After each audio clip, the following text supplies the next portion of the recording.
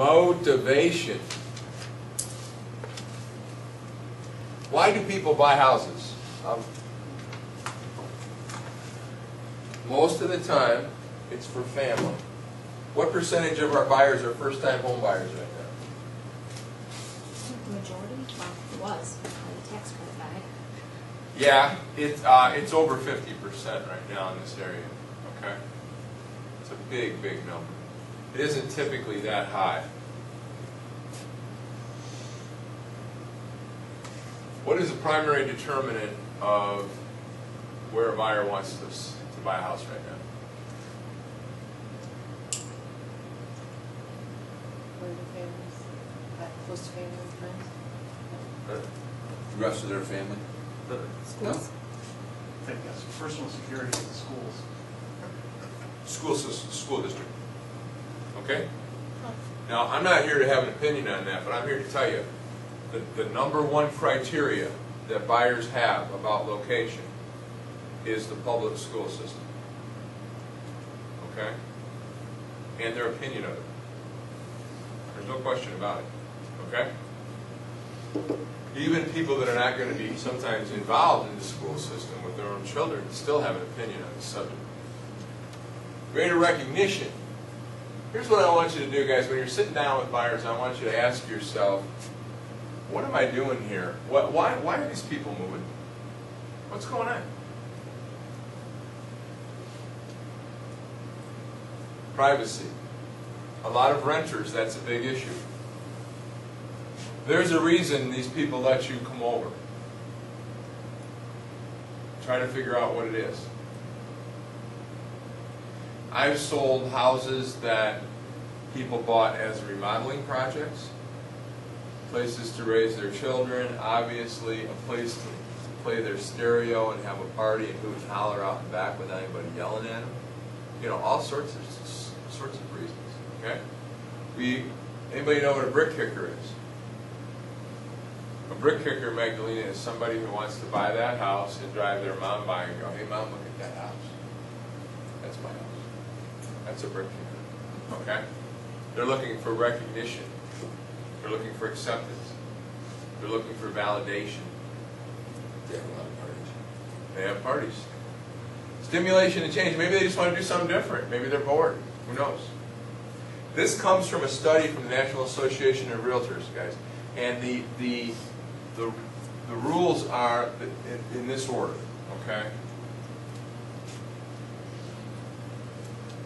Comfort and convenience. Comfort and convenience. Don, are you doing? Am I standing where I'm supposed to, or? Actually, perfect. Perfect. So far, perfect. Okay, good deal. Are you getting the screen in this? Yeah, I've got the screen. I'm not sure how good the contrast is, but Sorry. we'll find out. Yeah, we'll find out. Comfort and convenience, personal health and well-being. I can tell you that there's a lot of people that move to a one-story. Thank God people bought 2 stories in this town, because I've made a lot of money moving them to ranches. Okay? We want everything on one floor. Okay? Let's do that. Financial security. There's an emerging movement afoot right now where people are taking a look at their home and they're saying that, hey, you know, I can pretty much have, you know, I can dictate the terms of my life if my house is paid for. You know? It's not all bad. Okay? So those are some primary motivations. What am I saying? When you're in their house, ask questions like this. Could I ask why you're giving some thought to a move right now? You know, if you had to say what your primary motivating force was, what would it be? Why are we doing this? What are we all about here? Help me understand what we're trying to accomplish. Don't be afraid to ask people questions like that. They're glad you're interested. Okay? It makes you sound like, write this down. This is a little kernel that's not on the list. People versus product orientation.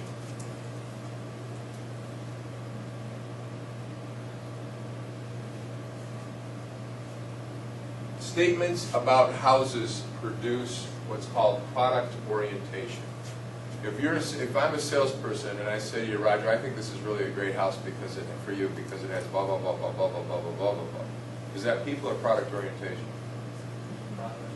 Product, yeah. How's that make me sound? I'm not trying to sell them something. What does it do for most people when you do that? And it shuts them down. Shuts them down? How did that make you feel when I just said all that to him? Does it make you guarded? Maybe suspicious of motive, et cetera, et cetera? How would we rearrange this if I'm trying to say to Roger, this home matches what he's trying to look for? I might say, you know, Roger, you mentioned to me a number of things that you were looking for in a home. Let me ask you a question. How does this one match up? What do you think? That's what I'm going to do. I'm not going to try to tell him anything about that house. Why? Number one, I'm not that stupid. What's number two? It won't work. Isn't it if Yeah, it won't work. Yeah, that's a good.